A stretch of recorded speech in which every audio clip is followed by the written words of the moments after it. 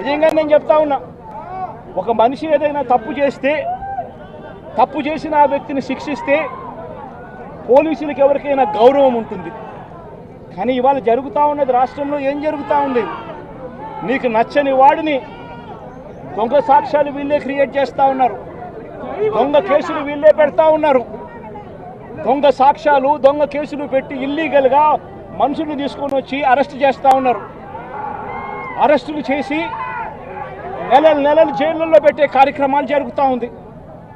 నిజంగా డెమోక్రసీ అన్నది ఏ స్థాయిలోకి దిగజారిపోయిందో చెప్పడానికి అందుకే వంశీ కేసు ఒక ఉదాహరణ అని చెప్తా ఉన్నా. నిజంగా పోలీసులు అనేవాళ్ళు చంద్రబాబు నాయుడు గారి హయాంలో ఏ స్థాయికి దిగజారిపోయి ప్రజాస్వామ్యాన్ని కూలీ చేస్తూ ఉన్నారని చెప్పడానికి నిదర్శనం. పోలీసులను వీళ్ళు ఇష్టానుసారంగా వాడుకుంటా ఉన్నారు. నేను ఇవాళ ఒకటే చెప్తా ఉన్నా, ప్రతి పోలీసు వ్యక్తికి కూడా చెప్తా ఉన్నా, మీ టోపీ మీద ఉన్న 3 సింహాలకు కనిపించే ఆ సింహాలకు సెల్యూట్ కొట్టడం మొదలుపెట్టండి.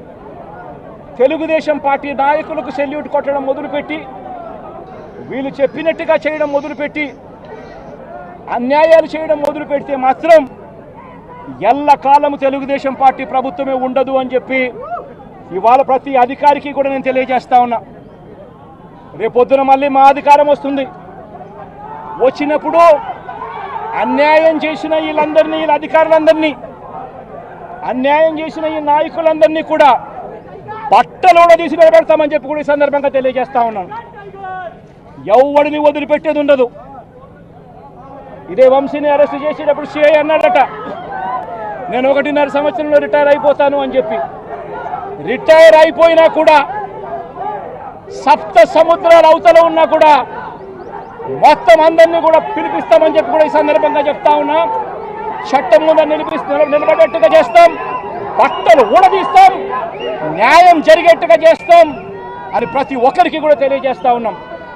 ఈ మాదిరిగా అన్యాయం చేయడం మొదలు పెడితే మాత్రం ఖచ్చితంగా ప్రజలు, దేవుడు ఇద్దరు కూడా వీళ్ళను శిక్షించే కార్యక్రమం ఖచ్చితంగా జరుగుతుందని చెప్పి సందర్భంగా మరొక్కసారి వీళ్ళందరికీ కూడా చెప్తా ఉన్నాం. అన్యాయంలో భాగస్వాములు కావద్దండి. మీ టోపీ మీద ఉన్న సింహాలను గౌరవించండి, వాటికి సెల్యూట్ కొట్టండి, మీ వ్యక్తిత్వాన్ని కాపాడుకోండి అని చెప్పి ప్రతి అధికారికి కూడా ఈ సందర్భంగా తెలియజేస్తా ఉన్నాం.